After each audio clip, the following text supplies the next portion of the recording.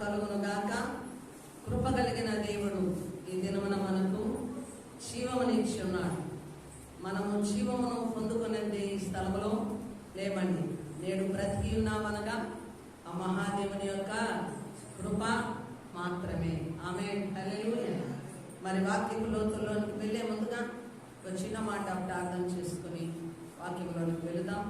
మహాగణుడ, మహోన్నతుడ, శివాధిపతి ఉన్న తండ్రి స్తోత్ర, మాకిచ్చిన జీవాన్ని బట్టి మరొకసారి స్తుతిస్తున్నాం. దాసరాలుగా ఈ స్థలంలో అయోగ్యరాలిని నాయన నీ కృప ద్వారా నిలబడి ఉన్నాను తండ్రి. నన్ను అభిషేకించు, నీ బలాన్ని నాకు దయచేయి. నా నోటికి నీ మాటలను అందించు తండ్రి. నీ ప్రకాశమానమైన వెలుగును నా మీద నింపి ఆయన వాక్కులను నీ యందు స్థిరపరిచి వినుచున్న బిడ్డల్లో ఆత్మకార్యం జరిగించి ప్రాముఖ్యముగా దుష్టుని బంధించి వినుచున్న వాక్యం వారి హృదయాలలో ఫలింపచేయమని. ఈ వాక్యం ఎంత దూరం వెలుచున్నదో వారందరిలో కూడా ఆత్మకార్యమును జరిగించి వాక్యం యొక్క ఫలింపును దయచేయమని. సాతానును బంధించి నా బలహీనతలు కొట్టివేసి నీ మహిమతో నింపుమని యేసు నామములో ప్రార్థిస్తున్నాము తండ్రి. ఆమేన్, హల్లెలూయా. గమనించినట్లయితే మనము చదివిన లేఖన భాగము రోమీయులకు రాసిన పత్రిక 3వ అధ్యాయము 5 నుండి 8 వచనాల వరకు మనం చదువుకుందాం. మన దుర్నీతి దేవుని నీతికి ప్రసిద్ధి కలుగ చేసిన ఎడల ఏమందుము ఉగ్రతను చూపించు దేవుడు అన్యాయస్తుడగున నేను మనుష్య రీతిగా మాట్లాడుచున్నాను అట్లనరాదు. అట్లైన ఎడల దేవుడు లోకమునకు ఎట్లు తీర్పు తీర్చును? దేవునికి మహిమ కలుగునట్లు నా అసత్యము వలన దేవుని సత్యము ప్రబలని ఎడల నేనిక పాపినైనట్టు తీర్పు పొందనేలా. మేలు కలుగుటకు కీడు చేయదమని మేము చెప్పుచున్నామని కొందరు మమ్మలను దూషించి చెప్పు ప్రకారము మేమెందుకు చెప్పరాదు. అట్టి వారికి కలుగు శిక్షా విధి న్యాయమే. దేవునికి స్తుతి కలుగును గాక. హల్లెలూయా. ఇక్కడ పౌలు గారు ఈ వచనాలలో ఈ 3వ అధ్యాయము మనము గమనిస్తే మొదటి నుంచి కూడా 16, 17, 19 వచనాల వరకు కూడా పౌలు గారు ఈ వచనాలలో అనేక విషయాలను గురించి మాట్లాడుచున్నాడు. చూడండి, మనుషుని యొక్క పాపపు పొరపాటు వల్ల దేవుడు సత్యవంతుడుగా కనిపిస్తున్నాడా? అలాగే మన లోపాల వల్ల దేవుడికి ఘనత వస్తూ ఉందా అంటే గమనిస్తే చాలా మంది మనుషులు యొక్క రీతి ఎలా ఉన్నది అనగా, మనము పాపులము కాబట్టి దేవుడు ఘనత తెచ్చుకుంటున్నాడు. మన లోపాలు దేవునికి సహాయం చేయడం వల్ల దేవుడు గొప్పవాడుగా ఎంచబడుతూ ఉన్నాడు. అయితే గమనిస్తే మనమే ఆయనకు సహాయము చేయించున్నాం. అంటే దేవుడు ఎలాగా గొప్పవాడు, ఎలాగ గొప్పవాడయ్యాడంట? మానవుడు పాపి అయినందువల్ల దేవుని వైపు మనము చూడాల్సి వస్తుంది. మానవుడు పాపి అయినందువల్ల ఆ మేలు ఎవరికి చేస్తున్నామని అంటున్నారు ఇక్కడ వచనాలలో? దేవునికి మనమే మేలు చేస్తున్నాం. ఎలాగంట? పాపులమై. అయితే ఇది మేలుకరమైన దేవునికి ఆయన మనకు ఎందుకు శిక్ష విధిస్తున్నాడు? ఎందుకు మనము శిక్షకు పాత్రలమయ్యాము? మనం మేలు చేస్తూ ఆయనకు ప్రసిద్ధి గొప్పతనాన్ని తెస్తున్నాము కాబట్టి ఇది మానవునికి శిక్ష ఎలాగా అంటే, ఒక మేలు చేసి కీడును అనుభవించడం మేలని చెప్పుచున్నాను. అయితే ఇలాగ భిన్నమైన బోధలు లోకములో ఉన్నాయట. ఇలాగ అనేక మంది మరి క్రీస్తునకు విరోధముగా మాట్లాడేవారు, సత్యానికి విరోధముగా మాట్లాడేవారు అనేకులు ఉన్నారని ఇక్కడ వారిని బట్టి ఉద్దేశిస్తూ మాట్లాడుతూ పౌలు గారు అంటున్నాడు. అంటే మనం అసత్యవంతులము కాబట్టి దేవుడు ఏమయ్యాడు? సత్యవంతుడయ్యాడు. మనము పాపులం కాబట్టి దేవుడు ఏమయ్యాడు? ప్రసిద్ధిగాంచాడు, గొప్పవాడయ్యాడు. ఇదిగో ఇది మనము పాపము చేయడం వల్ల ఆ మేలు దేవునికి ఏమైందంట? ప్లస్ పాయింట్ అయిందని ఎవరంటున్నారు? మనుష్యులు అంటున్నారు. అందుకు ఆయన ఏమంటున్నాడు, నేను మనుష్యుని వలె మాట్లాడుచున్నాను. ఎవరైతే ఈ మాటలు పలుకుతున్నారో అట్టి వాడి వలె నేను ఇప్పుడు మీతో నేను తర్కిస్తూ ఉన్నాను. దేవునికి స్తోత్రములు కలుగును గాక. హల్లెలూయా. కాబట్టి ఇలాంటి వారు కూడా ఉన్నారు. దేవుడు మనల్ని ఎందుకు శిక్షించాలా? పాపాన్ని ప్రవేశపెట్టింది దేవుడే. దేవుడు పెట్టిన పాపము మరి మనుషుల్లో ఉండగా ఆయన ఎందుకు శిక్షించాలా? ఆయనకి ఎక్కడుందా అర్హత అని ప్రశ్నించేవారు కూడా ఉన్నారు. నాస్తికులైన వారు అసలు దేవుడే లేడని కొట్టి పారేసేవారు ఉన్నారు. అయితే ఇక్కడ మనము గమనం చేస్తే ఒక్కసారి అయితే పాపం పైన దేవుని యొక్క తీర్పు ఎలా వస్తుందంటే ఆయన మనల్ని నీతిమంతులుగా చేయటానికి ఇష్టపడుతున్నాడు. ఆమేన్. ఇప్పుడు నీతి అన్నది లోకంలో లేకపోతే మనము పాపాన్ని విసర్జించలేము కదా. చెప్పాలండి, పాపము అన్న సంగతి మనిషికి తెలియకపోతే పాపంలోనే ఉండిపోయేవాడు మనిషి. ఆ పాపం ద్వారా ఎక్కడికి వెళ్తున్నాడు? కీడులోనికి వెళుతున్నాడు, నాశనంలోనికి వెళుతున్నాడు, నరకంలోనికి వెళుతున్నాడు. అయితే దేవుడు ఏం చేశాడు? ఆ పాపానికి శిక్ష ఉందని, ఆ శిక్ష దేవుని యొక్క తీర్పు అని, ఆ తీర్పులోనికి వెళ్ళక దేవుని యొక్క కృప ద్వారా రక్షింపబడి నీతిమంతులుగా తీర్చిపెట్టాలని దేవుని యొక్క న్యాయం అన్నది భూమి మీదకి వచ్చింది. ఆమేన్. హల్లెలూయా. ఈ రోజు ఆ దేవుని న్యాయం మనల్ని ఏం చేస్తుంది? ఈ గ్రంథము ద్వారా మనల్ని సర్చ్ చేస్తుంది. మనము పాపులమని ఒప్పింప చేస్తుంది. పాపము నుంచి మనల్ని దూరం పరుస్తుంది. అలాగే మనల్ని ఈ వాక్యం ఏం చేస్తుంది? నీతితో మనల్ని సర్చ్ చేస్తుంది. అబద్ధము నుంచి మనల్ని దూరం చేసి సత్యములో మనల్ని స్థిరపరుస్తుంది. సత్యము ద్వారా మనము స్వతంత్రమయ్యేటట్లుగా చేస్తుంది. కాబట్టి ఇప్పుడు దేవుడు న్యాయవంతుడా కాదా చెప్పాలండి? న్యాయవంతుడా కాదా అంటే ఆయన శిక్ష మనల్ని సర్చ్ చేస్తుందా లేదా? సర్చ్ చేస్తుంది. మనము కన్న బిడ్డలనే చూసుకోగలము. ఎందుకు ఎక్కడి దాకా ఎందుకండి? మన కడుపును పట్టిన బిడ్డలు ఒకవేళ సరైన మార్గంలో లేకపోతే బెత్తం వాడుతావా లేదా? వారిని సర్చ్ చేయడానికి శిక్షిస్తావా లేదా? ఎందుకని చెప్పాలి? నీవు కన్నావు కనుక, నీ యొక్క బిడ్డలు కనుక వారిని నువ్వు ఎలా చూడాలనుకుంటున్నావు? మంచి వారిగా చూడాలనుకుంటున్నావు. చెడిపోయిన వారిగా చూడడానికి నీ యొక్క కనులు పనికిరావు, నీ హృదయము ఆశించదు, నీ గర్భము కూడా అది కోరుకోదు. ఏ తండ్రికైనా ఏ తల్లికైనా. ఎందుకని? నేను కన్నాను కనుక నా బిడ్డలు సమాజంలో మంచి వారిగా ఎదగాలి, వారు ఒక పరిశుద్ధులుగా ఎదగాలి, మంచి పేరు వారు తెచ్చుకోవాలి. కుటుంబానికి, తల్లిదండ్రులకి, సమాజానికి, దేశానికి వారు గౌరవం తెచ్చే బిడ్డలుగా ఉండాలని వారు తప్పు చేసినప్పుడు ఒక తల్లిగా తండ్రిగా శిక్షించి వారిని గద్దించి సరిచేసి అదుపులోనికి తెచ్చుకుంటావు, కంట్రోల్లోనికి తెచ్చుకుంటావు. ఎందుకు? అది నీ బాధ్యత, అది నీ యొక్క భారము. దేవునికి స్తోత్రాలు. హల్లెలూయా. అలాగా సరిచేయలేదు తల్లిదండ్రులు అనగా వారు కన్నవారై ఉండవు, వారిలో ప్రేమ అనేది ఉండకపోవచ్చు. అలాంటి మూర్ఖులే అలా ఉంటారు. కానీ సమాజంలో ఎక్కడ వెతికినా కానీ వారి సంతానమును సరిచేయడానికే తల్లిదండ్రులు పూనుకుంటూ ఉంటారు. అలాగే దేవాది దేవుడు కూడా తన స్వాస్థములతో మానవ జాతినంతా కూడా ఏం చేశాడండి? తన రూపములో తయారు చేసుకున్నాడు. ఆయన ఎంతో ప్రేమతో మానవుని సృష్టి చేసుకున్నాడు. అయితే మానవుడు దారి తొలగిపోయినప్పుడు ఆయన సరి చేసుకోవాల్సిన బాధ్యత ఉందా లేదా? వారి చెడు ప్రవర్తన తొలగించి వారిని మరలా మంచి వ్యక్తులుగా తీర్చాల్సిన బాధ్యత దేవునికి ఉన్నదా లేదా? ఉన్నది. ఆమేన్. హల్లెలూయా. ఇక్కడ మనము గమనిస్తే మనిషిలో 3 విధాల ఆ యొక్క రకాలు మనము చూడగలమండి. ఒకటి దోషము, రెండవది నేరము, మూడవది పాపం. ప్రతి మనిషిలో కూడా దోషము అన్నది ఉంటూ ఉంటుంది. రెండవది నేరం అన్నది చేస్తూ ఉంటాడు. మూడవది పాపం అన్నది జరిగించబడుతూనే ఉంటుంది. చక్కగా వినాలి.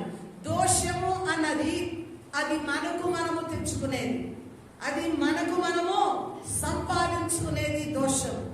అంటే నా దోషములను నేను భరిస్తూ ఉన్నాను, నా దోష దోషములు నా క్రియల ద్వారా నేను సంపాదించుకుంటున్నాను. దోషము అన్న పదానికి మనము చేసుకునే వ్యతిరేకత, కీడు, నష్టము అనుకోవచ్చు. నేరము అన్నదాన్ని ఏంటనగా, నేరము అన్నది ఒక వ్యక్తికి కానీ సమాజానికి కానీ ఇతరులకు జరిగించేది నేరము. ఇతరుల పక్షాన వ్యతిరేకముగా, కీడుగా ఏదైనా కానీ నేరము అంటారు. అందుకే మోషే గారిని చూసినట్లయితే చూడండి, హెబ్రీయుడైన మోషే గారు ఐగుప్తుని చంపి ఎక్కడ ఇసుకలో పూడ్చిపెట్టాడు. అయితే మోషే గారు మరణించిన తర్వాత సాతాను వచ్చేసింది, ఇదిగో నువ్వు నేరము చేసి ఉన్నావు.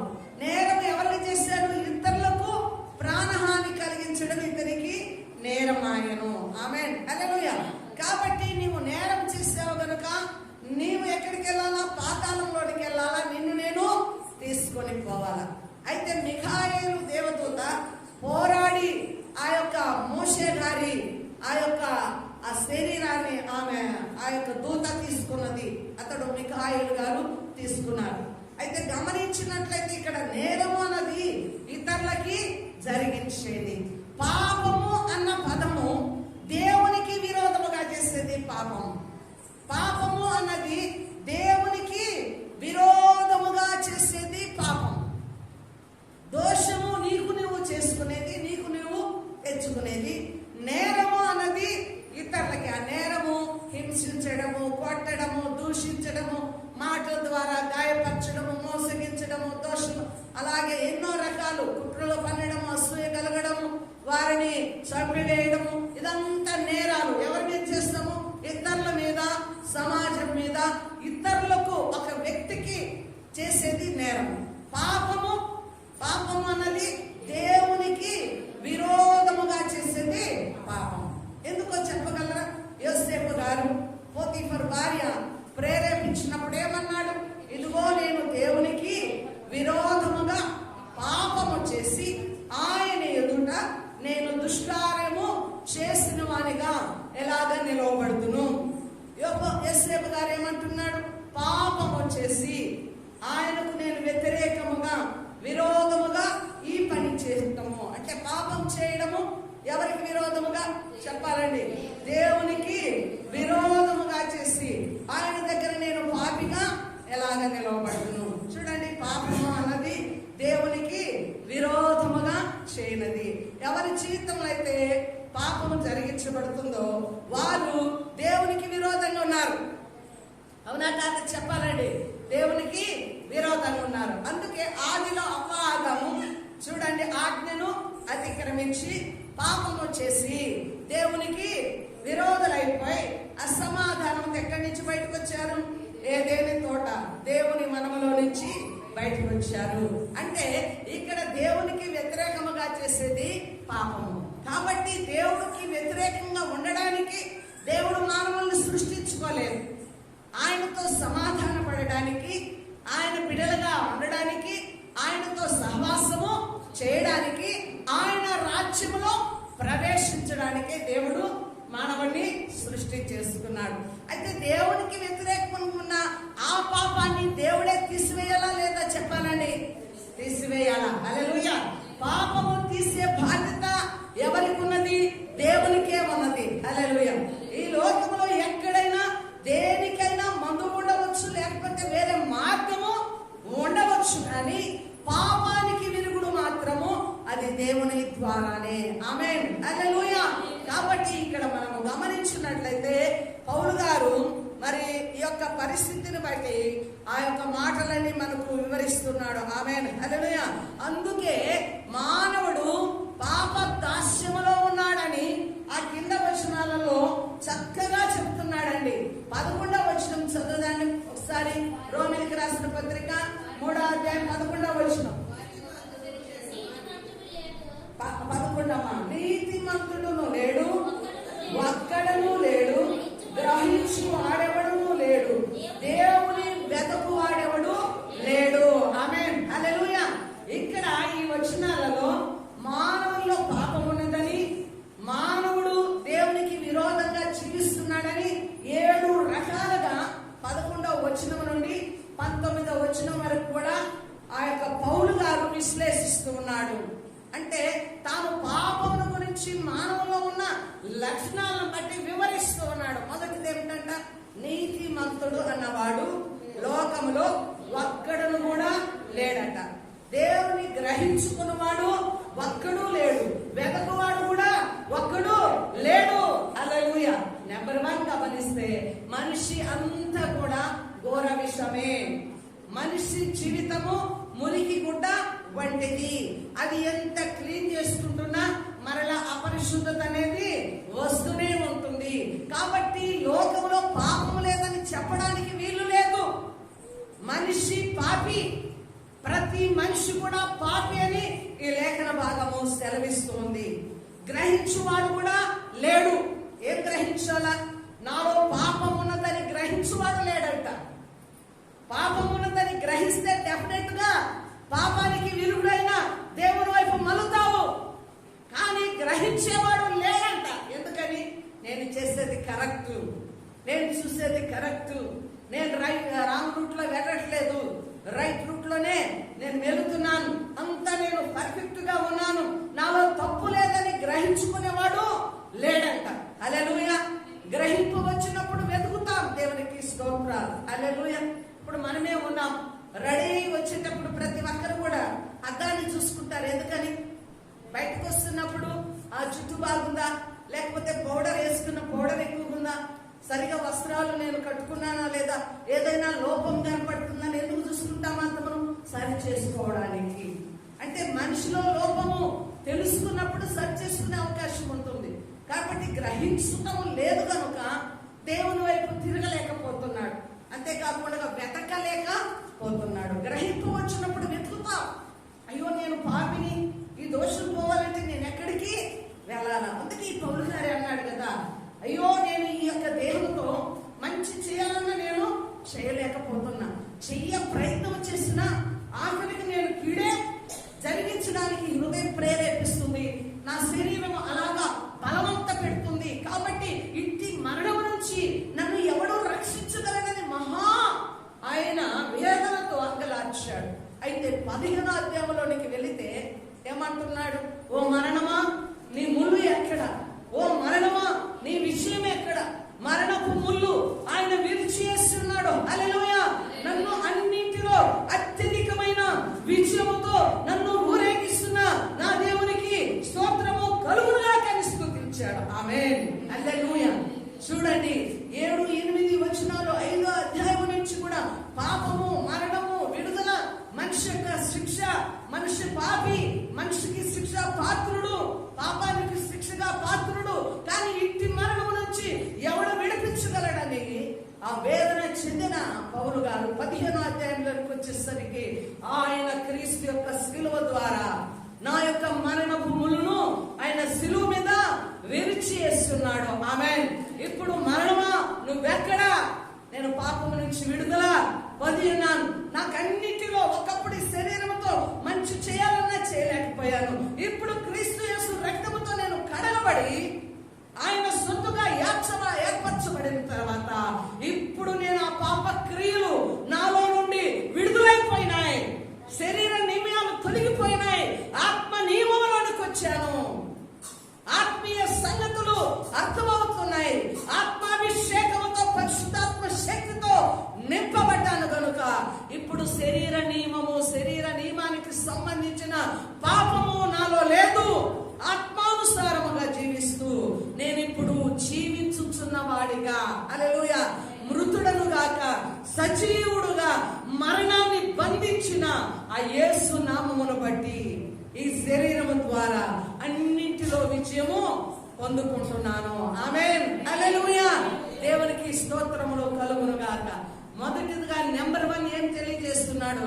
నీతిమంతుడు ఒక్కడును లేడు, గ్రహించువాడు ఎవడును లేడని చెప్తున్నాడు. ఇంకా రెండవది గమనించండి, 2వ వచనం 12వ వచనం, అందరూ త్రోవ తప్పి ఏకముగా పనికి మారిన వారై మేలు చేయవాడు లేడు, ఒక్కడైనను లేడు. ఆమేన్. హల్లెలూయా.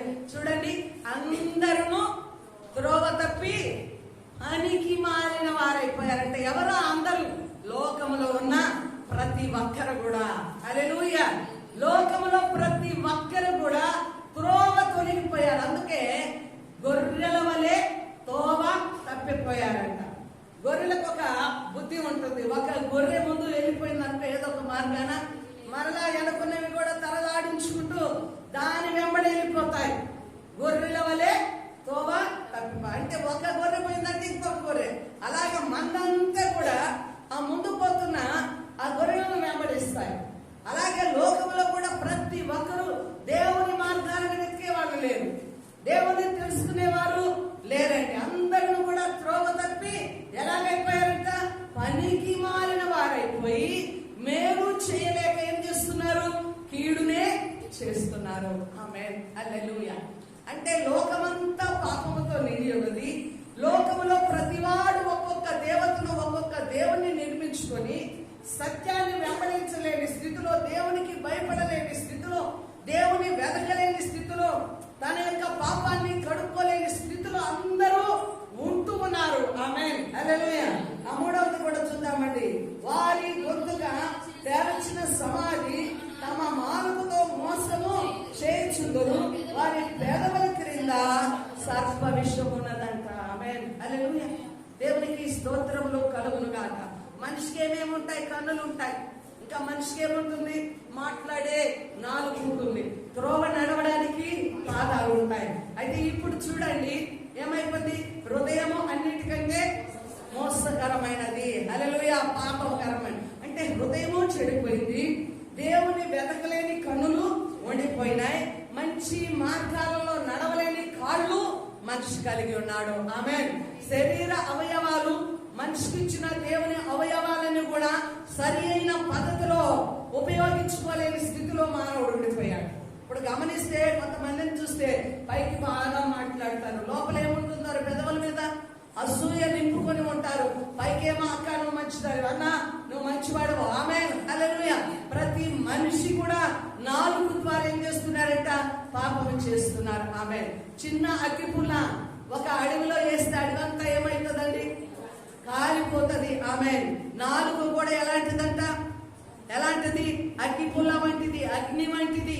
ఒక్క మాట నిమిషంలో అలాగే వేసిస్తావు, కుటుంబం అంతా కూడా చల్లా చిత్రైపోయిన పరిస్థితి ఈ చిన్న నాలుగుతోనే జరిగిస్తావు. ఆమేన్, హల్లెలూయా. అంటే మనిషి టోటల్ గా తను మాట్లాడే మాటల్లో కూడా ఏం కనపడుతుందండి? పాపం ఉంది, కీడు ఉంది, తనకు తాను హాని చేసుకునే తత్వం ఉంది. ఆమేన్, హల్లెలూయా. ఇంకా గమనించండి, కింద వచనం చదువుతాం. వారి నోటి నుండా శపించబడినయు పగయు ఉన్నవి. ఆమేన్, హల్లెలూయా. మనిషి నాలుక, నోరంతా కూడా శపించడము, పగ. అంటే ఇతరుల మేలు మనము కోరుకోము, ఇతరులకు హానికరమైన మాటలే, శపించడమే, దూషించడమే పగ. మన పంటి మీద ఏముంటుందంట? విషము. ఆమేన్, హల్లెలూయా. పాముకున్న విషము కంటే భయంకరమైన విషం ఎవరిలో ఉందో తెలుసా? మనిషిలో. ఒకరు ఎక్కి రావడము, ఎదగడము ఇష్టమే ఉండదు, ఒకరు బాగుపడము ఇష్టమే ఉండదు, ఒక కుటుంబం పచ్చిపచ్చగా అందరూ సంతోషంగా ఉండడము ఇష్టమే ఉండదు. అది నీ బంధువులో కావచ్చు, అది నీ ఇరుగు పొరుగు వారిలో కావచ్చు, సమాజంలో ఎక్కడైనా కూడా నీకు హాని కలిగే విధంగానే దేశం మొత్తము ఉన్నది. ఆమేన్, హల్లెలూయా. ఇంకా కింద గమనిస్తే రక్తము చిందించుకును, వారి పాపములు పరిగెత్తుచున్నవి, నాశనమును కష్టమును వారి మార్గములలో ఉన్నవి, శాంతి మార్గము వారి ఎరుగరు, వారి కన్నుల ఎదుట దేవుని భయము లేదు. అంటే మానవుల్లో ఉన్న పాపాన్ని ఇక్కడ పౌలు గారు ఎత్తి చూపిస్తూ ఉన్నాడు. ఆమేన్. నోరు కూడా హానికరమే, మాట హానికరమే. అలాగే ఇంకా చూడండి, వారు నాశనము కష్టమును తెప్పించుకునే మార్గాలలో నడుస్తున్నారంట. నడుస్తున్నారు ఎవరండి? మానవ జాతి అంతా కూడా. శాంతి మార్గము వారు ఎరుగరు. హల్లెలూయా. శాంతి సమాధానం అన్నది ఒకప్పుడు లేదు. యేసు ప్రభు వారు ఈ భూమి మీదకి వచ్చిన తర్వాతనే ఆయన శాంతిని స్థాపించాడు, ఆయన సమాధానమును భూమి మీద నిలిపాడు. ఆమేన్, హల్లెలూయా. అందుకు ఆయన పుట్టినప్పుడే దేవదూతలు ఏమని చెప్పి ఉన్నారు? ఇదిగో భూమి మీద ఆయన ఇష్టలైన వారికి సమాధానము కలుగును గాకని దేవదూతలు ఆకాశమందు ఆయనను స్తుతించారు. ఆమేన్, హల్లెలూయా. హల్లెలూయా. అంటే భూమి మీదకి ఎవరు శాంతిని ఇచ్చారు? యేసు ప్రభువారు. సమాధానాన్ని ఎవరు నింపారు? యేసు ప్రభువారు. హల్లెలూయా. దేవునికి స్తోత్రాలు. వారి కన్నుల ఎదుట దేవుని భయము లేదు. ఎవరికండి? మానవ జాతి అంతటికి. గమనిస్తే ఈ 11వ వచనం నుండి 18 వచనాల వరకు కూడా మానవుని యొక్క స్థితిని పౌలు గారు ఎత్తి చూపిస్తున్నాడు. అంటే ఇవన్నీ కూడా చదివిన లేఖన భాగం అంతా కూడా ఎవరిలో ఉంది చెప్పు? నీలో ఉంది, నాలో ఉంది. ఆమేన్. ప్రతి మనిషిలో కూడా ఈ లక్షణాలు ఉన్నాయి. హల్లెలూయా. మనిషి అంతా కూడా పాప బీజముతో నిండి ఉన్నదంట. ఏ విత్తనము వేస్తే ఆ విత్తనము వస్తుంది. చూడండి, మనలో కూడా మనిషిలో నుండి దురాలోచనలు కలుగునట. మార్కు సువార్త 7వ అధ్యాయము 21వ వచనంలో చూస్తే ఆ దురాలోచనలన్నీ 13 రకాలు ఎవరిలో ఉన్నాయి? మనిషిలో ఉన్నాయి. అందుకే చూడండి, మనలో ఎప్పుడు కోపం ఉంటుందా? ఉండదు. ఎప్పుడు నవ్వు ఉంటుందా? ఉండదు. ఎప్పుడు అసహ్యం ఉంటుందా? ఉండదు. ఎప్పుడు పగ ఉంటుందా? ఉండదు. ఎప్పుడు ఈర్ష్య ఉంటుందా? ఉండదు. ఇప్పుడు ఆయా కాలాల్లో మే మాసం మార్చి నుంచి మామిడి పండ్లు వస్తాయి. హల్లెలూయా. సీతాఫలం వచ్చే కాలంలో సీతాఫలం వస్తుంది. జామ పండ్ల కాలంలో జామ పండ్లు వస్తాయి. రేగు పండ్ల కాలంలో రేగు పండ్లు వస్తాయి. అంటే నీలో కూడా ఈ యొక్క 13 రకాలైనటువంటి దేవునికి వ్యతిరేకమైన అలవాట్లన్నీ విత్తనాలుగా ఉన్నాయి. అర్థమవుతుందా? మనుషులు ఈ విత్తనాలన్నీ ఉన్నాయి. ఆ విత్తనం ఎప్పుడైతే, అందుకే కోపం వచ్చినప్పుడు కోపాన్ని ప్రదర్శిస్తాం, పగ వచ్చినప్పుడు పగను ప్రదర్శిస్తాం, సంతోషం కలిగినప్పుడు సంతోషాన్ని, ఆనందం కలిగినప్పుడు ఆనందాన్ని, అలాగే ఇంకా అసహ్యము కలిగించబడినప్పుడు అసహ్యం. అంటే ఆయా సందర్భాన్ని బట్టి మనలో ఉన్నవి బయట నుంచి వస్తున్నాయా, మనలో నుంచి వస్తున్నాయా? మనిషి హృదయంలో నుంచే ఈ దురాలోచనలన్నీ కూడా వస్తున్నాయి. కయ్యను హేబేలును చంపడానికి ఎవడు చెప్పాడు చంపమని? అతని హృదయంలో ఈ దురాలోచన ఉన్నది కనుకనే చంపగలిగాడు అసూయపడి. ఆమేన్. హల్లెలూయా. అప్పటికప్పుడు వచ్చింది కాదు. మనిషిలో పగ ఉంది, ఆ అసూయ ఉంది. ఆ సమయానికి ఆ అసూయ చంపించేంత ప్రయత్నము జరిగించింది.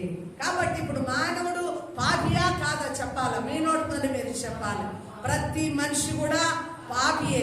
మానవుని హృదయం అంతా చెడిపోయి ఉన్నది. వారి మార్గాలన్నీ చెడి ఉన్నాయి. వారి నాలుక వారంతా కూడా చెడిపోయిన మనస్సు కలిగిన వారై దేవుని వెతకలేక, గ్రహించుకోలేక, ఆయన సత్యము తెలుసుకోలేని స్థితిలో మనిషి పతనమై పడి ఉన్నాడు. దేవునికి స్తోత్రములు కలుగును గాక. హల్లెలూయా.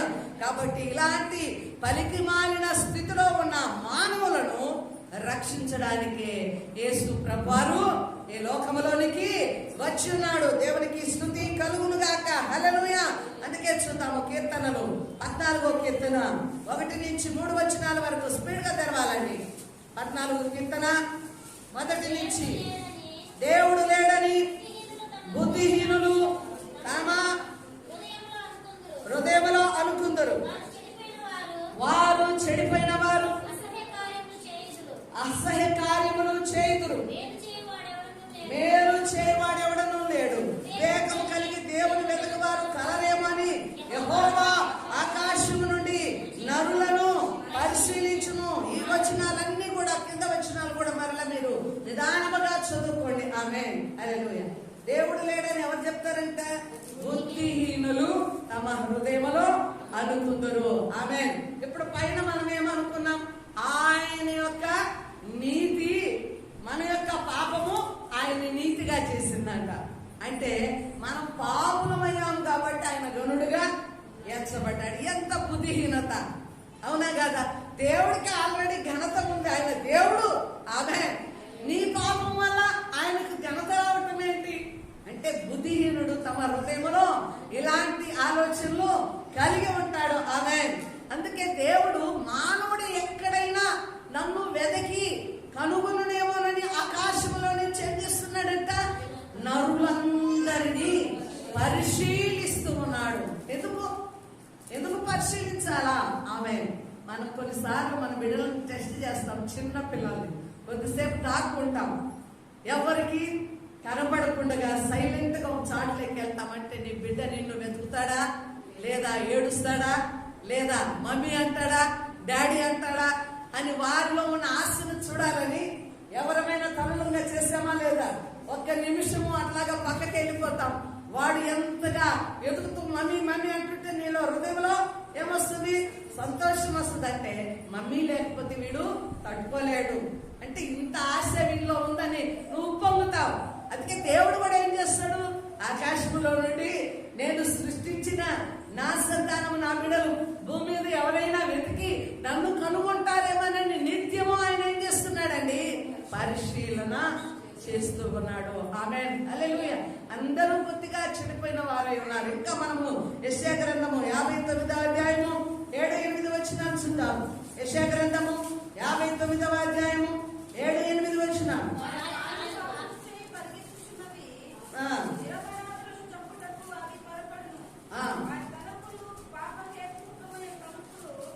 తలంపులు వారి కాళ్ళు పాపము చేయ పరిగెత్తుచున్నవి, నిరపరాధులను చంపటకు అవి త్వరపడుచున్నవి. వారి తలంపులు పాప హేతుకమైన తలంపులు, పాడును నాశనమును వారి త్రోవల్లో ఉన్నాయి. చూడండి, నోవహు కాలమందు దేవాది దేవుడు అనుకున్నాడట, ఈ మనిషి పుట్టుకతోనే పాపములో ఉన్నాయి, వీరి ఆలోచనలు ఎప్పుడు కూడా చెడిపోయి ఉన్నారు కనుక ఎప్పటికప్పటికి నేను బాగు చేస్తున్నా, వీరు చెడిపోయినా మనస్సు కలిగిన వారుగానే ఉన్నారు. భూమి అంతా కూడా భక్తిహీనతో చెడుతనంతో నిండిపోయిన దినాలలో నోవహు గారు ఆ జల ప్రళయం జరిగిస్తూ కూడా, అందుకనే మరలా ఎన్నటికి నీ భూమి జల ప్రళయము కాకుండా ఒక నిబంధనకు సూచనగా దేవుని యొక్క ధనస్సును ఆకాశంలో ఉంచాడంట. ఎందుకని? నరుల హృదయము ఎల్లప్పుడూ చెడిపోయినదే. దేవుడు బాగుపరచాలనుకున్న మానవుడు కొద్దిగా చెడిపోవడానికే ముందుకు వస్తున్నాడు. కాబట్టి గమనించినట్లయితే ఇంకా మనం చూద్దాము. యోహాను సువార్త 8వ అధ్యాయము 43వ వచనము. మీరందరూ కూడా అపవాది సంబంధులు, వాని తండ్రి ఎవరు? అపవాది. అతడు నరహంతకుడు, మోసగాడు, అబద్ధికుడు. అపవాది సంబంధులు కనుక అపవాది సంబంధులు సత్యమును వినక అసత్యాన్ని విందురంట. ఆమేన్, హల్లెలూయా. కాబట్టి లోకమంతా ఎలాగున్నది? అపవాది సంబంధులుగా ఉన్నారు, అపవాది చేతిలో ఉన్నారు. వారి తండ్రి ఎవరండి? దేవుడు కాదు. వారి తండ్రి ఎవరు? అపవాది ద్వారా అపవాది వారిని కన్నది. కాబట్టి అబద్ధాన్ని వింటున్నారు కానీ సత్యమును అనుసరించలేక పోతున్నారు. కాబట్టి మానవుడు పాపి, మానవుడు శిక్షింపబడాలి. అయితే మానవుని పాపాలకు ఎవరు శాంతికరమై ఉన్నాడంటే యేసు ప్రభువారు. ఆమేన్, హల్లెలూయా. కాబట్టి ఇప్పుడు మానవుడందరూ కూడా ఏంటండి? పాపి అయి ఉన్నారు. పాపం ద్వారా ఏమొస్తుంది? శిక్ష. హల్లెలూయా. అయితే ఈ శిక్షకు, పాపానికి మరణమై ఉన్న మానవులకి ఎవరు శాంతికరమై ఉన్నారు? మీ నోటితో మీరు చెప్పాలా? దేవుడే శాంతికరమై ఉన్నాడు. ఆయనే యేసు క్రీస్తు ప్రభువారు. హల్లెలూయా. అయితే ఇప్పుడు దేవుని యొక్క న్యాయమైన షరతు క్రీస్తు యొక్క మరణము. దేవుడు ఏమి షరతు ఇచ్చాడు? కుమారుడైన యేసు క్రీస్తు ప్రభువారు లోకములోనికి శరీరాన్ని ధరించి వెళ్ళాలా, మానవుల పాపం నిమిత్తమై ఈ కుమారుడు మరణించాలన్నది షరతు. హల్లెలూయా. అయితే యేసు ప్రభు వారి యొక్క మరణము ద్వారా చూడండి, ఆయన పునరుద్ధానము ద్వారా మనం ఏం చేస్తున్నాం? దేవుని యొక్క ఉగ్రత నుండి తప్పించబడ్డాము. ఆమేన్. మానవుడు శిక్షకు పాత్రుడు, పాపి. ఇంతకు ముందు మనము ధ్యానం చేస్తున్నంతా కూడా మన పాపాన్ని ఎత్తి చూపిస్తూ ఉన్నాడు. ఎవరు? అపోస్తలుడైన పౌలు గారు పరిశుద్ధ లేఖన భాగాలను. అయితే మన పాపం ద్వారా మనమే శిక్షకు పాత్రులు. అయితే యేసు ప్రభు వారు ఏం చేశారు? మన శిక్షను, ఎవరి శిక్షనండి? మనము పొందవలసిన శిక్షను ఆయన మీద వేసుకున్నాడు. ఇది ఎవరి తీర్పు? న్యాయమైన షరతు, దేవుడి యొక్క తీర్పు. హల్లెలూయా. అంటే మానవుల పాపము నిమిత్తమై యేసు ప్రభువారు మరణించాలా, ఆయన రక్తం ద్వారానే మానవాళికి ఉగ్రత నుండి ఏం రావాలా? శాంతి, సమాధానము రావాలా, నిత్య జీవము రావాలా. తీర్పులోనికి వెళ్ళక వారు దేవుని కృపను పొందుకున్న వారు కావాలా. ఆమేన్, హల్లెలూయా. కాబట్టి చూద్దాము. ఇంకా రోమిలకు రాసిన పత్రిక 3వ అధ్యాయంలోనే మనం మొదట చదువుకున్న అధ్యాయము 3వ అధ్యాయంలోనే చూద్దామండి. 25వ వచనం. పూర్వము చేయబడిన పాపములకు తన ఓరిమి వలన తన నీతిని కనపరచవలెనని క్రీస్తు యేసు రక్తమునందలి విశ్వాసము ద్వారా ఆయనను ఆమేన్ హల్లెలూయా. దేవునికి స్తోత్రములు. ఇప్పుడు చూడండి, క్రీస్తు యేసు రక్తము ద్వారా దేవుని యొక్క కరుణ బయలుపరచబడ్డది. ఆమేన్ హల్లెలూయా. మన పాపమును బట్టి మనకు శిక్ష రావాల్సిందే, కానీ పూర్వము నుంచి మరి ఇప్పటి వరకు రక్షింపబడిన ఆత్మలన్నీ కూడా మనము జరిగించిన పాపములన్నిటికీ కూడా ప్రాయశ్చిత్తము క్రీస్తు యొక్క రక్తం వలన కలిగింది. ఆమేన్. ఇప్పుడు మనం గతంలో చేసిన పాపాలన్నీ యేసునంతకు వచ్చాం, పాపాలు ఒప్పుకున్నాం. ప్రభువా, మా కొరకు ఈ లోకంలోనికి వచ్చి రక్తాన్ని చిందించావు, నీ రక్తం వలన మాకు పాప క్షమాపణ అని మనము యేసును అంగీకరించాము. ఆమేన్ హల్లెలూయా. అందుకే ఇప్పుడు మనం గతంలో చేసిన పాపములన్నీ ఏమైపోయినాయి? క్షమించబడ్డాయి. మనకంటే పూర్వము చనిపోయిన వారు కూడా క్రీస్తులో క్షమించబడ్డారు. ఆమేన్ హల్లెలూయా.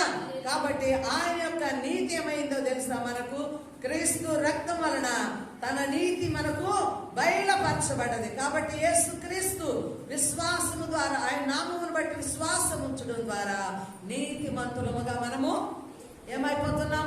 తీర్చబడుతున్నాము. ఆమేన్ హల్లెలూయా. ఇప్పుడు నీవు నీతిగా ఉన్నావా లేదా చెప్పాలండి. నువ్వు నీతిమంతురాలుగా, నీతిమంతుడుగా తీర్చబడ్డావు. ఎందువల్ల? ప్రభు అయిన యేసు నామమును అంగీకరించావు. ఇక నీకు పాపం అన్నది ఉండకూడదు. పాపానికి నువ్వు దాసురాలుగా ఉండకూడదు, దాసుడిగా ఉండకూడదు. హల్లెలూయా. పాపమును క్షమించేశాడయ్యా దేవుడు యేసు నామములో. హల్లెలూయా. కాబట్టి ఇక మీదట మనము పాపము చేయకుండా జాగ్రత్త పడాలి. దేవునికి స్తుతి కలుగును గాక. ఇంకా చూద్దాము మత్తయి సువార్త 26వ అధ్యాయము 28వ వచనం. మత్తయి సువార్త 26, 28 త్వరగా. 26, 28. ఇది నా రక్తము అనగా పాప క్షమాపణ నిమిత్తము అనేకుల కొరకు చిందింపబడుచున్న నా నిబంధన రక్తము. హల్లెలూయా. చూడండి, యేసు ప్రభువు తమ శిష్యులతో ఆయన పస్కా విందు ఆచరిస్తున్నప్పుడు ఏమని చెప్తున్నాడు? ఇది నా రక్తం. ఎందుకంటే ఆ రక్తము అనేకుల విషయమై పాప క్షమాపణ. దేని విషయము చెప్పాలి మీ నోటితో? పాప క్షమాపణ నిమిత్తమై చిందించబడుతున్న నా రక్తము. ఆమేన్ హల్లెలూయా. మానవుని యొక్క పాపాలకు క్షమాపణ ఎవరి ద్వారా? క్రీస్తు రక్తము ద్వారా. ఆమేన్ హల్లెలూయా. కాబట్టి యేసు ప్రభువు మానవుల పాపములను క్షమించడానికి ఆయన ఈ లోకంలోనికి వచ్చి ఆయన నీతిమంతమైన రక్తము, హల్లెలూయా, అమూల్యమైన రక్తము, మన పాపములు, మన దోషములు, మన నేరములు, హల్లెలూయా, మన యొక్క దోషమంతటిని, నేరమునంతటిని, పాపమునంతటిని క్రీస్తు నామములో ఏం చేశాడు? తొలగించాడు ఆయన రక్తం ద్వారా. ఇప్పుడు ఆయన రక్తంతో మనము కడగబడాలి. ఆయన రక్తంతో కడగబడాలంటే ఏం చేయాలి? ఏం చేయాలి? ఇప్పుడే చెప్పాను, ఇంతకు ముందే చెప్పాను. యేసు నామమునందు విశ్వాసం ఉంచాలి. యేసు నామములో విశ్వాసం ఉంచినప్పుడు ఆయన నామము నీకు సమస్త దుర్నీతి నుంచి విడుదల చేస్తుంది, సమస్త పాపము నుంచి నిన్ను క్షమించి రక్షిస్తుంది. నీ పాపానికి దేవుడు శాంతికరమై ఉన్నాడు. ఆయన రక్తము చిందించాడు నీ కొరకే, నీ కొరకే. ఆమేన్. ఆ విలువైన రక్తము నిన్ను కొన్నది, ఇప్పుడు సంఘములో చేర్చింది. ఆమేన్ హల్లెలూయా, హల్లెలూయా. అయితే ఇప్పుడు నువ్వు ఎవరివైనా సరే, ఏ కులమైనా, ఏ మతమైనా, నువ్వు పేదవాడివైనా, దరిద్రుడివైనా, ఇదిగో ధనవంతుడైనా, ఏ అధికారివైనా, ఏ సంపన్నమైన స్థితిలో ఉన్నా, నీకు కావాల్సింది ఏమిటో తెలుసా? నీ పాపానికి క్షమాపణ ఎక్కడుంది? యేసు నామములోనే. హల్లెలూయా. కాబట్టి యేసు నామమును తప్పకుండా అంగీకరించాలి. నీ పాపానికి క్షమాపణ విరుగుడు యేసు రక్తము. ఆమేన్. భూమి మీద ఉన్నప్పుడు చేయవలసిన పని ఏమిటో తెలుసా? నువ్వు ఒక్క పని, ఏం పని చేయాలా నువ్వు భూమి మీద ఉన్నప్పుడు చెప్పండి.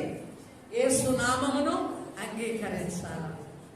నా ప్రాణమా తినుము తాగుము సుఖించుము అని సంపాదన కొట్లు నింపుకోవడం ఇవి కాదు. వీటన్నిటికంటే ప్రధానమైనది ఏమిటి? నువ్వు ఎప్పుడు పోతావో తెలియదు. ఈ క్షణమే నా మరణమేమో నేను చెప్పలేను. ఆమేన్. ఈ క్షణమే నీ మరణమేమో నువ్వు చెప్పలేము. లోకములో ఎంతకాలము మనిషి జీవిస్తాడో లెక్కించలేము. అందుకే దావీదు అంటాడు, నా దినములను లెక్కింప నాకు నేర్పుము. నేర్పుము అంటే నేను ఎంతకాలము జీవిస్తానో నాకు తెలియదు ప్రభువా.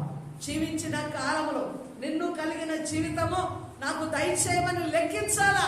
ఆమేన్. దేవుడిచ్చాడులే బ్రతుకు, నా ఇష్టానుసారంగా నేను జీవిస్తాను. అసలు దేవుడు లేడు. దేవుడు ఆయన ఎందుకు అంతగా ప్రసిద్ధిగాంచడానికి? నేను పాపిని కదా, నా పాపమే ఆయన పరిశుద్ధిగా చేసింది. దీని ద్వారా నేను దేవుడికి మేలు చేశాను. నేను ఎంత శిక్షకు పాత్రుణ్ణి, నన్ను ఎవడు శిక్షించువాడు? మనిషి స్వతహాగా స్వతంత్రుడు, ఎవడు పుట్టించలేదు. నేను బ్రతికినాను, నేను జీవిస్తున్నాను, నా జీవించు దినాలు నా లెక్క నాది, ఎవడు నా మీద పెట్టలేడు అనుకునేవారు బుద్ధిహీనులు. కాబట్టి ముందున్న దిన ఆ వాక్యం అంతా మనం ఏం చూసాము? దేవుడు పాపాన్ని ఖచ్చితంగా ఆ లేఖన భాగాల ద్వారా మనం తెలుసుకున్నాం. అయితే దేవుడు పాపాలకు ఆయన శాంతి అయి సమాధానకర్త అయి ఆయన ఈ లోకంలోనికి వచ్చి రక్తాన్ని చిందించి పాప క్షమాపణ దయచేసి మనల్ని ఏం చేశాడు? ఆయన నీతిమంతులుగా తీర్చాడు. ఇప్పుడు కాబట్టి ప్రతి మానవుడు కూడా ఎవరైనా సరే క్రీస్తును అంగీకరించాలి. అందుకే ఆయన అన్ని నామముల కన్నా పైనామం. ఈ అంత్య దినాలలో ప్రతి నాలుక ఎవరిని స్తుతించాలంట? దేవుని స్తుతించాలి. అంత్య దినాలలో నా యొక్క కొండ మీదకి జనులు ఇదిగో త్వరపడి వచ్చేదరు. హల్లెలూయా. ఎలాగొస్తారంట? ఉరకలెత్తుతూ పరుగులెత్తుతూ గుంపులుగా ఆయన పట్టణానికి చేర్చబడతారంట. దేవునికి స్తోత్రములు. హల్లెలూయా. ఈ అంత్య దినాలలో సువార్త వేగవంతం అవుతుంది. ఎందుకో తెలుస్తాం?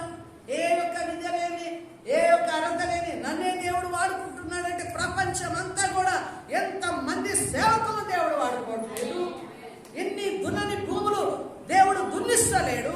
కొండలు లోయలు దాటుతూ, గుట్టలు పర్వతాలు దాటుతూ అనేక ప్రాంత ప్రజల మధ్యకి చూడండి, హాని కలిగించే ప్రజల మధ్యకు కూడా వారు ప్రాణ త్యాగులుగా వెళ్ళిపోతున్నారు. ఆమేన్. చెంచు జాతి ప్రజలన్నా వేరే ప్రజలన్నా వారు భయంకరమైన వారు. వాళ్ళ దగ్గరికి వెళ్ళి స్వార్థను ప్రకటించి వారితో స్నేహం చేసి క్రీస్తును తెలియజేస్తున్నారు ఈ అంత్య దినాలలో. ఎందుకో తెలుసా? ప్రతి ఒక్కరికి దేవుడు సిద్ధపరిచిన రక్షణ పొందుకోవాలి. ఆమేన్. ఇది దేవుని యొక్క నీతి. ఆమేన్. దేవుని యొక్క న్యాయము. ఆమేన్. ఆయన న్యాయమైన షరతు తన కుమారుణ్ణి నీ కొరకు పంపించిందండి. ఆ షరతుకు యేసయ్య లోబడ్డాడు. తన ప్రాణాన్ని తానే అర్పించి నీకు నీతిమంతుడుగా నిన్ను తీర్చాడు. ఆమేన్. హల్లెలూయా. ఇంకా లోకములో ఉన్నావా? లోకమును ఆశిస్తూ ఉన్నావా? క్రీస్తు రక్తము చేత కడగబడక ఇంకా నీతిమంతునిగా తీర్చబడలేక లోకములో ఉంటున్నావేమో, ఒక్కసారి జన్మన నీ హృదయాన్ని ప్రభువునకు అర్పించు. నువ్వెవరైనా సరే, దేవా నేను పాపిని, నా హృదయం అంతా పాపముతో ఉన్నది, నన్ను కడిగి శుద్ధురాలుగా చెయ్యి ప్రభు అని మనలో నుంచి గొప్ప కేక వచ్చినప్పుడు ప్రభు మనల్ని బాగుపరిచే దేవుడుగా ఉన్నాడు. ఆమేన్. హల్లెలూయా. ఇంకా మనం గమనిస్తే యోహాను సువార్త 3వ అధ్యాయం 14-15 వచనాలు త్వరపడి మనము చదువుకుందాం. మోషే గారు అరణ్యంలో ఏం చేశాడండి? ఇత్తడి సర్పాన్ని చదవకూడదులేమ్మా, టైం లేదు. ఇత్తడి సర్పాన్ని ఇచ్చాడు. ఎందుకని? అనేకులు ఇశ్రాయేల్ జాతి ప్రజలంతా తాపకరమైనటువంటి ఆ విష సర్పపు కాటు వలన మరణిస్తున్నారు. అయితే నాయకుడైన మోషే గారు ప్రార్థన చేశాడు. అందుకు ఇత్తడి సర్పాన్ని నిలవబెట్టు. ఎవరైతే ఆ ఇత్తడి సర్పం వైపు నిదానించి చూస్తారో వారు ఆ యొక్క సర్పపు కాటు నుంచి విడుదల పొందుతారు. ఆదిలో ఎవరినేసింది కాటు? సర్పము. అవను ఆదాము. తద్వారా ఆజ్ఞాతిక్రమము పాపముగా వచ్చింది. ఇప్పుడు ఎవరి వైపు చూడాలా? క్రీస్తు వైపు మనము నిదానించి అరణ్యంలో ఇంతటి సర్పం వైపు ఇశ్రాయేల్ ప్రజలు ఎలాగో చూసి వారు మరణానికి మరి విడుదలైపోయి వారు జీవించగలిగారు. ఈనాడు మనం కూడా ఏం చేయాలా? పాపముతో కూడినటువంటి సర్పం కలిగించిన ఆ విషము కోరల నుంచి మనం తప్పించబడాలంటే ఈ రోజు ఏం చేయాలా? పాపం ద్వారా కలిగే మరణం నుంచి విడిపించబడడానికి క్రీస్తు వైపు నువ్వు నిదానించి ఆయన సిలువ వైపు నువ్వు చూడాలా. ఆమేన్, హల్లెలూయా. అందుకే సిలువను గూర్చిన వార్త నశించుచున్న వారికి వెర్రితనము, కానీ రక్షింపబడుచున్న మనకు దేవుని యొక్క శక్తి అయి ఉన్నది. దేవుని శక్తి ఈ రోజు నీకేమిస్తుందో తెలుసా? పాపము నుంచి విడుదల చేస్తుంది, లోకము నుంచి విడుదల చేస్తుంది. ఇక లోకపు మనస్సు నీలో ఉండదు, లోకపు ఆశలు నీలో ఉండవు, లోక కోరికలు నీలో ఉండవు, లోక స్నేహము నీలో ఉండదు. లోకముతో యేసుతో ఉన్న వారికి సంబంధమే లేదు. వారి మనస్సు, వారి తలపులు, వారి ఆలోచనలు, వారి ప్రతి సమస్తము కూడా దేవునికి అంకితం అయిపోయి దేవుని చేతిలో బంధించబడి ఉంటారు. ఆమేన్, హల్లెలూయా. ఈరోజు నీ స్థితి కూడా దేవునితో ఏకమైపోవాలి. దేవునికి స్తుతి కలుగును గాక, హల్లెలూయా. కాబట్టి ఇప్పుడు విశ్వసించే ప్రతి వాడు నశింపక ఏం చేస్తాడంట?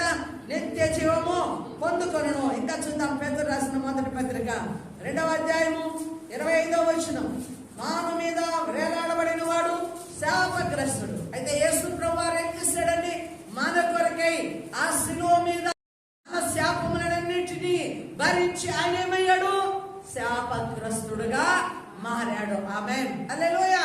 మన దోషముల నిమిత్తము, మన పాపముల నిమిత్తము, మన శాపముల నిమిత్తము ఆయనే శిలువ మీద మన పాపమంతా ఆయన వీపు మీద ఆయన భరించి శాపగ్రస్తుడుగా మార్చబడ్డాడు. ఆమేన్, హల్లెలూయా. కాబట్టి చూడండి, క్రీస్తు యేసు నీతిమంతుడైన క్రీస్తు శరీరములో చంపబడి ఆత్మ విషయములో ఆయన బ్రతికింపబడి పాపం విషయములో ఒక్క మారే ఆయన అర్పించబడ్డాడు. ఆమేన్, దేవునికి స్తుతి కలుగును గాక. యేసు ప్రభువారు మన కొరకై శిలువ మీద ఏం చేశాడండి? శ్రమను పొందాడు. ఆమేన్. ఒకే ఒక్క అర్పణ ఆయన చెల్లించాడు. ఏంట అర్పణ? ఆయన ప్రాణమునే అర్పణగా అర్పించాడు. ఒకే ఒక్క అర్పణ. అందుకే ప్రతిసారి నేను చెప్తాను, మరలా అర్పించువాడు లేడు ప్రాణాన్ని. మరలా భూమి మీదకి వచ్చే ఒక దేవుడు లేడు, రక్షించువాడు ఇంకొకడు లేడు, ఆయనే వచ్చి ఉన్నాడు. ఆమేన్. ఎవరు? రక్షకుడు ఒక్కడే. ఆ రక్షకుడు యేసు ప్రభువారే. ఆ రక్షకుడు ద్వారానే మానవాళందరికీ విమోచన వచ్చాడు. ఒకే బలి అర్పించాడు. ఇక బలులు లేవు, అర్పణలు లేవు, ఇక యాగములు లేవు. నీవే ఒక యాగముగా మారాలా, నీవే ఒక అర్పణగా మారాలా. అందుకే రోమిలికి రాసిన 12వ అధ్యాయం 1వ వచనాలలో ఉంటుంది, మనము సజీవ యాగముగా ఆయనకు అర్పించుకోవాలా. ఆమేన్, హల్లెలూయా. ఇప్పుడు గొర్రెల యొక్క, మేకల యొక్క, పొట్టోల యొక్క రక్తం ద్వారా పాప క్షమాపణ లేదు. పాత నిబంధనలో ఇశ్రాయేలు ప్రజలంతా వారి సంవత్సర దోషములు, ఏటాట దోషములను బట్టి గొర్రెలను, మేకలను, ఎడ్లను వారు అర్పించి క్షమాపణ పొందుతున్నారు. ఇప్పుడు అర్పణగా యేసు నీ కొరకు తన ప్రాణాన్ని అర్పించాడు. ఆమేన్, హల్లెలూయా. ఆ నీతిమంతుడైన యేసు రక్తం ద్వారా నీవు విమోచించబడాలని ఎదురు చూడు. ఆమేన్. ఆ రక్షకుని నీ జీవితంలోనికి ఆహ్వానించుకో. ఒకవేళ రక్షింపబడ్డావా, మారు మనస్సు అనుభవంలో, బాప్తిసం తీసుకున్న అనుభవంలో ఉండి ఇంకా చెడిపోయిన మనస్సు కలిగి, ఇంకా దేవుణ్ణి గ్రహించుకుని కూడా ఆయన వెతకలేని స్థితిలో, ఆయన తెలిసి కూడా తెలియని స్థితిలో ఉన్నావేమో. నీ నాలుక శపించబడ్డానికి, పగబెట్టుకోవడానికి, దూషించబడ్డానికి, నీ త్రోవల వేరుగా అంటే దేవుని ఎరగని జనముతో కలిసి తిరుగుతున్నావేమో. హల్లెలూయా. నీ త్రోవలు మారి ఉన్నావేమో, నీ హృదయము చెడిపోయి ఉన్నదేమో. ఇదిగో నువ్వు ఇంకా కూడా శాంతికరమైన మార్గంలో నడవలేక అశాంతితోనే, అసమాధానంతోనే నిండి ఉన్నావేమో. అయితే ప్రభు దగ్గరికి రా. ఆమేన్. దేవునికి భయపడని జీవితము, రక్షింపబడి కూడా నామకార్థ భక్తుల ముసుగులో ఉన్నావేమో. దేవుడు నీ యొక్క స్థితిని మార్చే దేవుడు. ఆమేన్, హల్లెలూయా. ఇప్పుడు ఏం చేయాలి? మనము దేవుని సంగతులను గ్రహించుకోవాలా, దేవుణ్ణి వెదకాల. హల్లెలూయా. అందుకే ప్రభు వారు ఏం చేస్తున్నారు? ఆయన ఆకాశంలో నుండి ప్రతి ఒక్కరిని ఏం చేస్తున్నాడు? ఆయన పరిశీలన చేస్తూ ఉన్నాడు. హల్లెలూయా. ఎవరు ఆయనను వెతుకుతారో, ఎవరు కనుకుందరని ప్రభువారు పరిశీలన చేస్తూ ఉన్నాడు. ఆమేన్, హల్లెలూయా. కాబట్టి ఇప్పుడు గ్రహించుకోవాలి, దేవుణ్ణి వెతకాలి. నిజమైన త్రోవ దేవుడు ఏర్పరిచాడు. ఒకప్పుడు ఆయన ప్రత్యక్షత తెలియదండి. అందుకే ఒకప్పుడు అజ్ఞాన కాలంలో దేవుడు ఎలాగున్నాడంట, తెలిసి తెలియనట్టుగా ఉన్నాడు. తల్లిదండ్రులు కూడా పిల్లలు ఎదిగే కొలది తప్పు చేస్తారు. ఎందుకని? కొన్నిసార్లు తెలుసుకుంటాళ్ళని వదిలేయడం.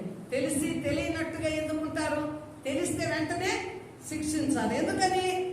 కరుణ కాబట్టి కొంతకాలం వెయిట్ చేద్దాం, వాడు మారలేదా అప్పుడు యాక్షన్ తీసుకుందామన్న అన్నట్లు ఉంటారు.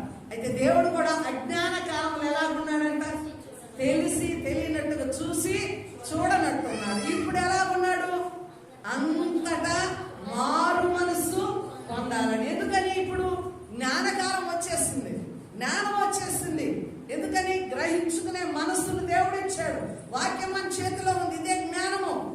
యెహోవా యందలి భయభక్తులు కలిగి ఉన్నట్టే జ్ఞానానికి మూలము. మానవుడు నడిచే త్రోవ ఎక్కడుంది? నీ చేతిలోనే ఉంది.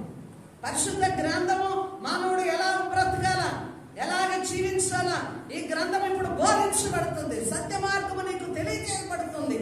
భూమి మీద అసత్యాన్ని దేవుడు బంధిస్తూ ఏం చేస్తున్నాడు? మానవుల్లో సత్యాన్ని నింపుతున్న కాలము, జ్ఞానము వసిపరుచుకునే కాలం. కాబట్టి ఇప్పుడు నీవు అజ్ఞాన దశలో ఉండకూడదు. ఏం చేయాలా? జ్ఞానము సంపాదించుకునే దశలో మానవుడు ఎదగాల. హల్లెలూయా. ఇప్పుడు సత్యాన్ని తెలుసుకోవడానికి ఆయన సశరీరుడై ఈ లోకంలోనికి వచ్చి శరీరమును ధరించి భూమి మీద నీతిమంతుడుగా ఎంచబడి, 1 తిమోతి రాసిన పత్రిక 3:16 మళ్ళా చదువుకోండి. నేను ఆయన సశరీరుడుగా వచ్చి నీతిమంతుడుగా ఎంచబడి మన కొరకై మరణించి పునరుద్ధానము చెంది ఆమేన్ ఆయన ప్రత్యక్షుడయ్యాడు భూమి మీదకి. దేవుడు అంటే ఎలాంటి వాడు? దేవుడు ఎవరని నీకు ప్రత్యక్షపరిచాడు. కాబట్టి ఇప్పుడు మార్గం అన్నది నీకు సిద్ధపరిచాడు. నేనే మార్గము, నేనే సత్యము, నేనే జీవమని ఆయన రూఢిపరిచాడు. సువార్తను ప్రకటించాడు. దైవరాజ్యాన్ని భూమి మీద స్థాపించాడు. నీతిమంతుడుగా ఎంచబడ్డాడు. ఆయన సిలువ వేయబడ్డాడు. ఆయన మరణించాడు. తిరిగి పునరుద్ధానం నింపి నేను వేలుతున్నాను, మరలా వస్తాను. సంగమా, కలవరపడకు. హల్లెలూయా. మీ హృదయాలను కలవర పడలేవకండి. నేను వస్తాను, నా ఇంట అనేక నివాసములు ఉన్నాయి, నేను వచ్చి మిమ్మల్ని తీసుకొని పోతాను. ఏది రహస్యములో ఉంచలేదు. ప్రభువు రాకడను, ఆయన 1000 ఏళ్ల పాలనను, భూమి మీద జరిగే ఆయన వచ్చే కాలాన్ని కూడా, అయితే ఏ దినం వస్తాడో చెప్పలేదు కానీ కాలాన్ని సూచిస్తున్నాడు. హల్లెలూయా. వసంత ఋతువు, వసంత కాలంలో ఏమంట, అంజూరపు చెట్టు చిగురించును. ఆమేన్. అంటే ఆ కాలాన్ని బట్టి యేసు ప్రభు ఇప్పుడు భూమి మీద జరుగుతున్న భూకంపాలు, యుద్ధాలు, అలాగే అవినీతి అంతా కూడా దేవునికి వ్యతిరేకమైన నాలుకలు, దీన్నంతా చూస్తున్నప్పుడు ఏం తెలుసుకోవాలా? ఏ జ్ఞానాన్ని నింపుకోవాలా? ప్రభు త్వరగా వచ్చుచున్నాడు. ప్రభు రమ్ము, మేము సంఘము రెడీగా ఉన్నాము, సిద్ధపడి ఉన్నాము. నీ రక్తపు విలువలు మాలో ప్రకాశిస్తున్నాయి. నీ సువార్తను మేము వేగముగా ప్రకటిస్తాము, అనేక ఆత్మలను రక్షిస్తాము, నీ కొరకై మేము బ్రతుకుతామని సంఘము లేపబడాలి. ఆమేన్, హల్లెలూయా. కాబట్టి అజ్ఞాన కాలంలో లేవు, నీవు జ్ఞాన కాలంలో ఉన్నావు కనుక ఇప్పుడు ఏం తెలుసుకోవాలా? గ్రహించుకోవాలా, వెతకాల, నీలో ఉన్న పాపాలను విడిచిపెట్టాల, ఆయన యొక్క రక్త ప్రోక్షణతో నువ్వు కడగబడాల, యేసు నామమును అంగీకరించాల, సిద్ధపడి ఐఎమ్ రెడీ అని చెప్పగలగాల. దేవునికి స్తోత్రం. మానవుడు శిక్షకు పాత్రుడే. అయితే దేవుని నీతి ఏం చేసింది? శిక్ష నుండి తప్పించి నీతిమంతునిగా మార్చింది. అయితే దేవుడు లేడని బుద్ధిహీనులు అంటే, మేము పాపం కాబట్టి నువ్వు దేవుడు అయ్యావు, మేము పాపం కాబట్టి నువ్వు పరిశుద్ధుడు అయ్యావు, మేము మేలు చేస్తూ నీకు సహాయం చేయడం వల్ల నువ్వు దేవుడు అయ్యావు, నువ్వు పరిశుద్ధుడు అయ్యావు, మాకెలాగ నువ్వు శిక్షను తెస్తావు, మమ్మల్ని ఎలాగ నువ్వు శిక్షిస్తావు, ఇది నీకు న్యాయమేనా అని మనిషి అడుగుతున్నాడని ఇక్కడ పౌలు గారు ఎంతో వేదన పడుతూ దేవుని యొక్క నీతిని వివరించాడు. 8వ అధ్యాయములో 3వ అధ్యాయము 5 నుంచి కూడా ఆ కింద వచనాలంతా మనము చదివితే ఆమేన్, హల్లెలూయా. బుద్ధిహీనంతో ఉండకూడదు. దేవునికి స్తోత్రాలు చెల్లించు. యేసు అల్పురాలైన నన్ను నీవు రక్షించుకున్నావు, నీ మహిమతో తాకావు, అంతవరకు మేము సహిస్తూ ఈ లోక శ్రమలన్నీ కూడా చులకన మాత్రమని రక్షింపబడిన మేము ఈ రక్షణను చేపట్టి ఎప్పుడు కూడా తొలగిపోని విశ్వాసంతో ప్రభు నీ కటాక్షము నీ కృప మా మీద సంఘం మీద నిలుపుమని ప్రార్థించే వారం ఉండాలి. ఆమేన్. హల్లెలూయా. తలలో వచ్చి ప్రార్థన చేసుకుందాం. మహిమ కలిగిన దేవుని సన్నిధానంలో ఇంతవరకు వాక్యం విన్నాం. ఈ వాక్యము నిన్ను బలపరుచున్నట్లుగా ప్రభు పాదాల దగ్గరికి వచ్చిన నీవు రక్షణ పొంది ఉన్నావా, లేక రక్షణను నిర్లక్ష్యం చేసుకుని ఉన్నావా? కేవలము ఆయన క్రైస్తవులకే దేవుడు, ఒక మతానికి ఒక కులానికే దేవుడు, వారే ఆ వాక్యం వినాలా, వారే రక్షింపబడాలా, వారి కోసమే ఆయన వచ్చాడని ఆ యొక్క ముసుగులో ఉన్నావేమో. ఈరోజు నీ హృదయం తెరవాల. ప్రభా నేను పాపిని, ఇంకా నాలో పాపం ఉన్నది, ఇంకా నాలో దోషం ఉన్నదయ్యా. అయ్యా నేను శిక్షకు పాత్రుండి ప్రభా, నాకు నేను దోషం చేసుకుంటున్నా. నేరం చేసి అనేకులను నిందిస్తూ హింసిస్తూ వారిని మాటల ద్వారా నాయన అయ్యా అనేక రకాల అసూయ ద్వారా, పగ ద్వారా, ఈర్ష్య ద్వారా ఇదిగో నాలో ఉన్నటువంటి పాపమును బట్టి నేను ఇతరుల పక్షాన్ని కూడా నేరముగా ఉన్నాను. పాపము అనగా దేవునికి విరోధముగా చేసింది పాపము, నేరం అనగా ఇతరుల పక్షాన్ని చేసింది నేరము, దోషం అనగా నీకు నువ్వు తెచ్చుకునేది దోషం చేస్తున్నావా, నేరంలో ఉన్నావా, పాపంలో ఉన్నావా, వాటిని విడిచిపెట్టే దినమను యేసయ్యా ఈ మూడింటి నుంచి నన్ను దూరం వచ్చేయి. నీ రక్తము చాలా విలువైనది, ఎంతో ఘోరమైన వారిని విడుదల చేస్తుంది. నన్ను కూడా విడుదల చేయి ప్రభా. నీ రక్తంతో నన్ను కడిగి శుద్ధిగా చేయమని ప్రార్థన చేసుకున్నాం. మహిమ కలిగిన తండ్రి ఈ మాటలు దీవించండి ప్రభు. అయ్యా నీ నోటి నుంచి వచ్చిన ప్రతి మాట వ్యర్థము కాదు నా ప్రభు. దీనిరాలైనా నన్ను బలపరిచావయ్యా. నీ మాటలను నమ్మి స్తుతిస్తున్నాను. నీ శక్తి లేదే నిలవబడలేదు నాయన. ఒక్క మాట కూడా నా నోటికి అందలేదు ప్రభు.